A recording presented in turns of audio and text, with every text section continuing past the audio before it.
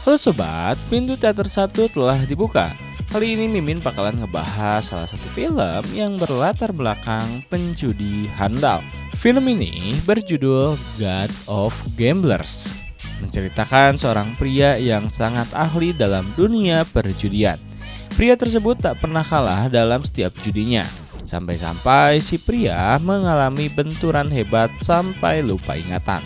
Lantas bagaimana perjalanan pria tersebut dalam dunia perjudiannya? Tanpa menunggu banyak lama, mari kita mulai intronya.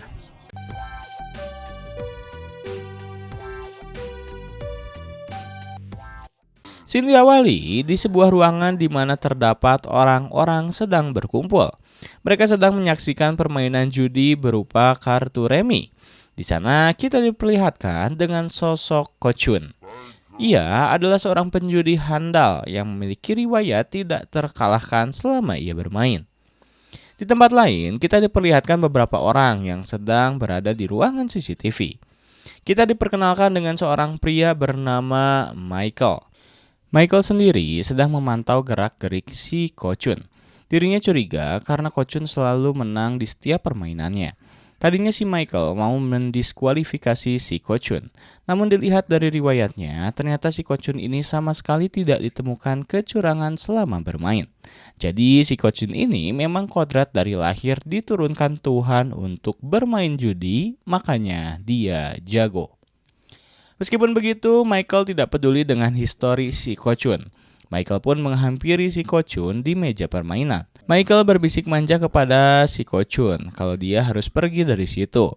Kalau masih bermain nanti potongan pajaknya digedein, kayak pajaknya si Gojali NFT. Mendengar hal itu si Ko Chun lantas pergi meninggalkan kasino tersebut. Ia paham jika kasino itu tidak mau rugi karena dikalahkan terus olehnya. Scene berganti di lain tempat di mana si Ko Chun ternyata menyambangi sebuah kasino di Jepang untuk bermain judi. Di sana ternyata dia sudah ditunggu oleh Tuan Komiyama, si dewa judi di wilayahnya. Mereka pun berencana untuk bermain judi dadu. Permainannya sederhana, yang mendapatkan nilai terendah itulah pemenangnya.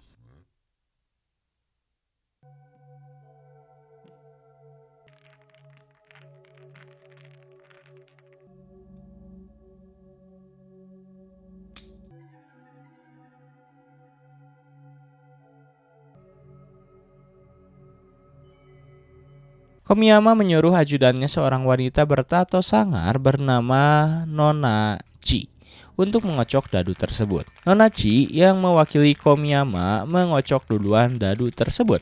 Dadu pun dikocok dan Nona Chi pun mendapat 6 dan 1. Melihat hal tersebut, mulai harap-harap cemas saat giliran si Ko Chun yang mengocok dadu. Tiba-tiba saja dirinya meminta kepada panitia untuk mengganti kocokan dadunya dengan menggunakan miliknya. Si panitia malah ngizinin. Ko Chun pun langsung mengocok dadu tersebut. Saat sedang mengocok tanpa sengaja salah satu dadu hancur oleh si Ko Chun. Pada akhirnya dadu si Ko Chun keluar dan angkanya adalah 5 angka 1. Ko Chun pun memenangi permainan judi kali ini. Usut punya usut, itu adalah sebuah rencana Ko Chun dengan menukar wadah dadu dan menghancurkan salah satu dadu. Emang sudah tinggi jam terbangnya. Setelah permainan, ia pun dihampiri si Komiyama dan diajak nongki-nongki santai di warkop terdekat. Ko Chun pun mengiyakan hal tersebut. Saat sedang nongki, ia menawarkan untuk membantunya bermain judi melawan penjudi asal Singapura, yakni si Kamsing. Komiyama memohon kepada si Ko Chun untuk menerima ajakannya. Usut punya usut, si Yama mencoba membalaskan dendam ayahnya yang mati karena kalah main judi Sweet Bonanza lawan si Kamsing. Bukannya terharu, Ko Chun pun malah antusias banget buat ngalahin si Kamsing. Akhirnya si Ko Chun pun dikenalin nih sama tangan kanannya si Yama, yaitu Charles, yang memiliki tato kalajengking di tangannya. Sebelum pertandingan lawan si Kamsing, Ko Chun pun mudik dulu ke lemburnya di Hong Kong. Di sana Ko Chun ngebucin dulu sama pacarnya si Sarla. Pokoknya mah isi tenaga dulu lah sebelum ngalahin penjudi handal si Kamsing. Di sini pun kita diperlihatkan dengan pengawal setianya si Koye. Scene berganti di sebuah padang rumput di mana ada dua sejoli sedang memadu kasih, yakni Andy Lau dan Jo Young. Diketahui si Andy Lau ini adalah pengangguran yang hobi banget main judi. Tapi dirinya selalu kalah terus. Tak berselang lama, mereka pun pulang dari tempat itu. Saat sedang di perjalanan pulang, ia dihadang oleh seorang bapak-bapak bernama Ahmad. Si Ahmad ini marah-marah karena Andy Lau dan Jo Young memakai lahannya untuk bermesraan. Udah tahu si Ahmad ini muslim banget. Dirinya nyaranin ta'aruf aja biar nggak dosa. Karenanya si Andy Lau dan Jo Young nggak dibolehin lagi pacaran di sana, kecuali kalau sudah nikah. Mendengar hal itu, si Kochun pun marah dan berencana akan membuat jebakan buat si Ahmad. Scene berganti di sebuah kasino di mana Kochun sedang menonton kawannya si Crocodile sedang bermain judi melawan penjudi handal si Anham. Ternyata si Crocodile kalah judi oleh si Anham karena aksi curangnya dengan memanfaatkan kelihayan tangan saat mengocok. Gak tega lihat sahabatnya kalah, Kochun pun mencoba menantang si Anham duel poker Texas. Permainan pun dimulai.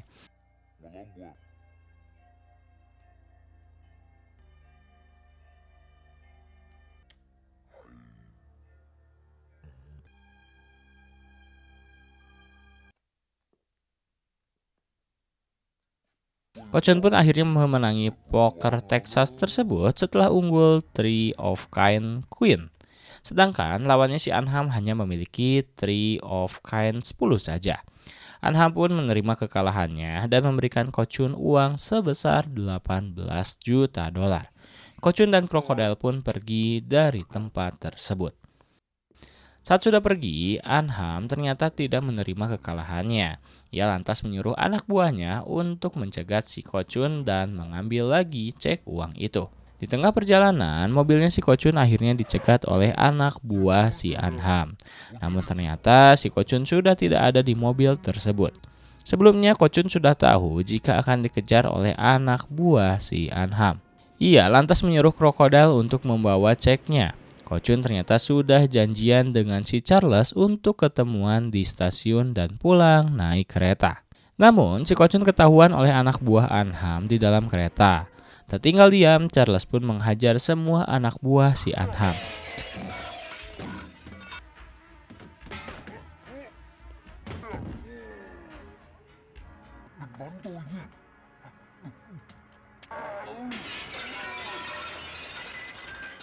Setelah itu Kochun malah turun di tengah jalan meninggalkan si Charles di kereta. Saat sedang asik berjalan, tiba-tiba saja si Kochun jatuh ke pinggir jalan yang ternyata cukup terjal. Usut punya usut, alasan si Kochun jatuh karena telah termakan jebakan si Andy Lau yang mulanya untuk si Ahmad. Andy Lau pun mengecek ke lokasi kejadian. Sialnya dirinya salah sasaran. Apa boleh buat, Andy Lau, Jo Young, dan adiknya Raven menggotong Kochun ke rumahnya. Saat di rumahnya si Kochun sedang dijampe-jampe oleh neneknya yang jago mengobati. Beberapa jam kemudian si Andy Lau dan Jo Young mendengar teriakan misterius di rumahnya. Mereka pun bergegas mengecek dan ternyata si Kochun sedang nyender di kaki si neneknya. Andy Lau yang sudah tersulut lantas menyerang Kochun karena dianggap telah menyerang neneknya. Namun serangan tersebut bisa ditahan oleh Jo Young. Jo Young menganggap jika si Kochun sedang hilang ingatan. Terlihat juga kelakuannya yang seperti saat anak kecil saat mengambil coklat di tangan si Raven. Namun apa daya, mereka pun harus merawat si Kochun itu. Scene berganti di sebuah tempat di mana si Andy Lau membawa si Kochun untuk menipu seorang bandar judi bernama Dayat. Andy Lau menyuruh si Kochun menulis cek palsu senilai jutaan dolar kepada si Dayat untuk taruhan pacuan kuda. Karena sedang weekend, si Kochun malah minta uang dulu ke si Dayat sebagai jaminan kalau Dayat menang bisa mencairkan cek tersebut. Niat busuk si Andy Lau ini rupanya tidak membuahkan hasil. Dayat lantas memasang taruhan ke bandar judi lain dalam pertandingan pacuan kuda. Dengan demikian, si Andy Lau pun gagal menipu Dayat. Sebelum pulang, Dayat menyuruh si Andy Lau untuk bermain poker Texas melawannya. Akhirnya Andy Lau pun menyuruh si Kochun yang blah-bloh untuk meladeni si Dayat. Game pun dimulai.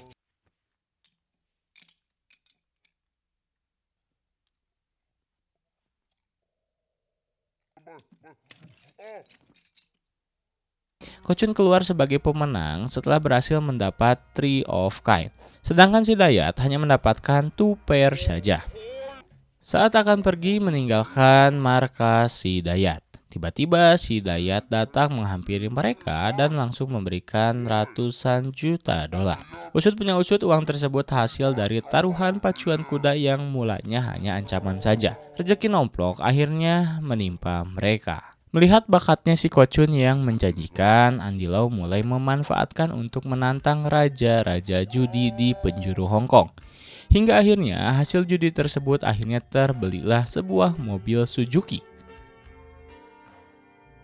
Scene berganti di mana Andy Lau merasa kasihan dengan Kochun yang sifatnya kayak bocah, gara-gara hilang ingatan. Akhirnya dia pun berinisiatif pergi ke rumah sakit.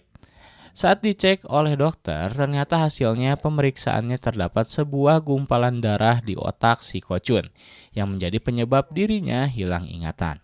Dokter pun menyarankan untuk menjalani operasi jika ingin normal kembali. Mendengar hal tersebut, Andy Lau tertegun hatinya. Ia langsung berniat untuk menjual lagi mobilnya dan kembali menghutang untuk membayar DP operasi si Kochun. Di sisi lain, ia pun juga membawa kawan-kawannya untuk tinggal di sebuah villa agar terhindar dari penagih hutang. Saat di villa, si Kochun yang bertingkah kayak bocah malah meniup beberapa kondom menjadi balon. Saat dirinya mulai jenuh, ia tak sengaja merogoh saku jasnya dan menemukan sebuah nomor telepon. Isenglah si Kochun yang langsung menghubungi nomor tersebut. Usut punya usut, nomor itu milik si Charles.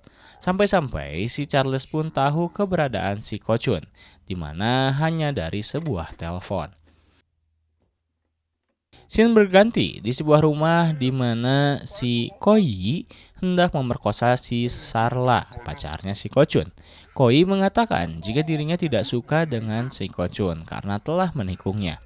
Ia juga ingin sekali membunuh si Kochun dan bisa menguasai hartanya yang disimpan di bank Swiss.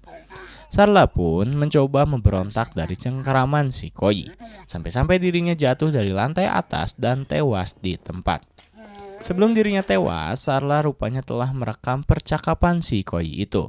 Namun Koi telah menyadari jika percakapannya telah direkam. Dirinya lantas membakar pita rekaman tersebut untuk menghilangkan barang bukti. Saat sedang dibakar, angin kencang berhembus sampai-sampai menerbangkan pita rekaman itu dan memadamkannya. Scene berganti di sebuah ruangan di mana Koi sedang bertemu dengan Anham. Di sini, Koi berencana ingin menghabisi si Kochun. Tapi dengan tangan bersih lantas dirinya menyuruh si Anham yang juga dendam kepada si Kochun. Anham yang sudah tahu lokasi si Kochun pun tanpa basa-basi langsung menyuruh anak buahnya untuk menyerbu villa persembunyiannya.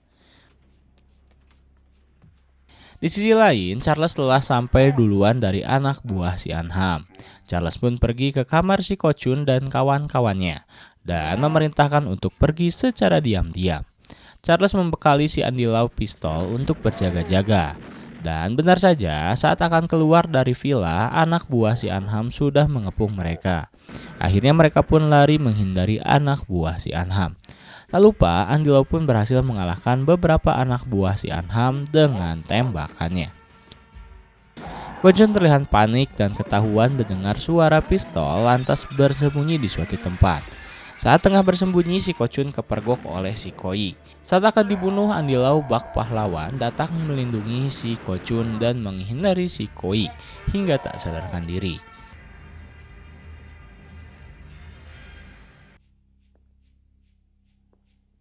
Saat si Kochun sedang kabur, dirinya tak sengaja terpeleset dan kepalanya kembali terbentur. Kochun pun pingsan. Scene berganti di sebuah ruangan perawatan di mana Kochun sudah sadar dari pingsannya. Ia juga telah sadar kembali dari penyakit hilang ingatannya. Di sana ternyata ada si Koi. Kochun pun lantas menanyakan kabar pacarnya Sarla. Mendengar hal tersebut, Koi lantas berbicara jujur jika Sarla sudah meninggal. Tapi bukan karenanya, melainkan karena keselak kacang mete.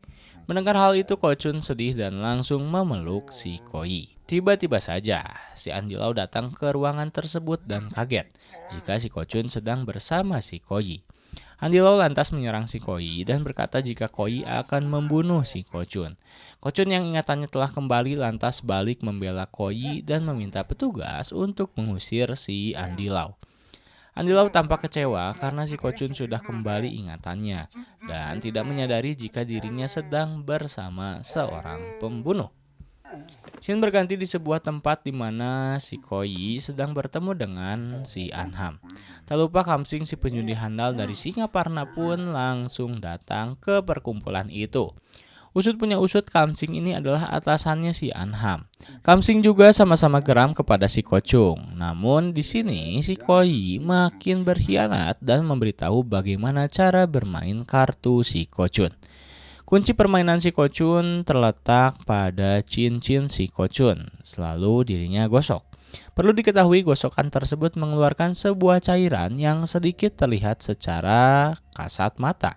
Koi pun kembali membedah cara bermain si Kochun yang memberi tanda 1 titik untuk as, 2 titik untuk king, 3 titik untuk queen, dan garis panjang untuk J. Titik dari garis itu dapat dilihat dengan kacamata khusus buatan optik melawai. Scene berganti di sebuah lautan di mana Kochun dan koleganya OTW menuju tempat perjudian. Tak lupa, Andilau pun datang ke sana dengan cara sembunyi-sembunyi. Terlihat juga si Koi yang sedang menjadi bunglon bersama si Kochun. Saat akan menuju ke ruangan, si Andilau kembali menyerang si Koi dan mencoba menyadarkan si Kochun. Namun Kochun kembali tidak percaya dengan omongannya. Kochun lantas mengajak si Andilau untuk menonton pertandingan seru antara dirinya dengan si Kamsing. Pertandingan dewa judi antara Kochun versus Kamsing pun dimulai. Pengocok kartu telah membagikan kelima kartu kepada kedua belah pihak. 4 kartu telah dibuka di mana Kochun sudah mengumpulkan 4 love. Yang berarti kalau 1 kartu lagi adalah love, maka dirinya akan memiliki flush. Di kubu seberang, 4 kartu Kamsing rupanya double pair. Tentunya sangat mengancam jika Kochun mendapatkan kartu love. Namun berkat kacamata ajaibnya, Kamsing pun sudah tahu kartu apa yang dipegang oleh Kochun. Ia pun lantas membuka kartu terakhirnya yakni queen. Kochun pun membuka kartu terakhirnya dan ternyata kartu tersebut bukan love. Babak pertama Kochun pun harus mengakui kekalahannya. Sebagai penjudi handal, Kochun pun kembali menantang lagi si Kamsing untuk berjudi. Taruhannya pun bertambah. Kartu pun dibagikan. Kamsing tampak pede karena sudah mempunyai 3 queen. Sedangkan Kochun memiliki kartu besar yakni 3 kartu as. Kamsing sedikit curi-curi pandang melihat kartu yang masih belum dibuka si Kochun. Ternyata terdapat 2 titik yang menandakan kartu king. Kamsing pun tampak pede dan membuka kartu terakhirnya yakni queen lagi. Jadilah 4 of kind queen. Kesenangan Kamsing tidak berlangsung lama. Kartu Kochun terakhir adalah as. Sehingga mereka berdua mendapatkan 4 of kind. Namun Kochunlah keluar sebagai pemenang karena as memiliki nilai tinggi daripada queen. Kochun rupanya telah menyadari jika si Kamsing menggunakan kaca mata ajaib. Namun di sisi lain, Kochun pun ternyata lebih licik daripada dirinya karena telah memakai sebuah softland khusus untuk mengetahui jenis-jenis kartu. Kochun yang terlihat senang lantas memeluk si Koi dan berterima kasih kepada si Koi karena telah membeberkan trik permainannya kepada musuh. Mendengar hal itu, si Kamsing pun lantas menembak si Koi hingga tewas. Saat akan menembak si Koi, Andilau lantas melempar sebuah gelas ke arah si Kamsing hingga pistolnya terlepas. Tak lupa, Charles sisanya pun datang ke ruangan tersebut. Kochun pun menghampiri mayat ajudannya itu dan mengeluarkan sebuah peta rekaman. Rupanya Kochun sudah tahu semuanya. Kala itu dirinya sudah sadar pergi ke sebuah hunian tempat Sarla menginap. Pembantunya melapor nih ke si krokodil kalau nemuin pita rekaman di halaman huniannya. Setelah mengetahui isi rekaman tersebut, krokodil pun lantas menghubungi Kochun dan membeberkan semuanya. Di sisi lain, Kamsing mengatakan jika dirinya tidak takut ditahan setelah menembak si Koi, karena mereka sudah berada di tengah lautan jauh dari Hong Kong sehingga polisi tidak bisa menindaknya. Namun siapa sangka Charles membukakan hordeng dan berkata jika kapal ini masih berada tak jauh dari pantai. Usut punya usut, saat Charles datang ke sini sebelumnya dirinya telah mengancam nahkoda kapal untuk tidak melanjutkan perjalanan. Charles rupanya sudah memanggil polisi Hong Kong dan akhirnya Kam Sing pun ditangkap. Saat semua masalah berakhir, Andy Lau kembali menghampiri si Ko Chun, namun Ko Chun mengabaikannya. Scene berganti di sebuah rumah di mana Andy Lau tampak kesal dengan sikap si Ko Chun yang tak tahu terima kasih. Namun tiba-tiba si Ko Chun datang ke rumah Andy Lau. Rupanya si Ko Chun hanya berpura-pura tidak mengenali si Andy Lau demi keselamatannya. Tak banyak cincong, Andy Lau pun mengangkat si Ko Chun untuk menjadi asisten pribadinya. Dan tamat.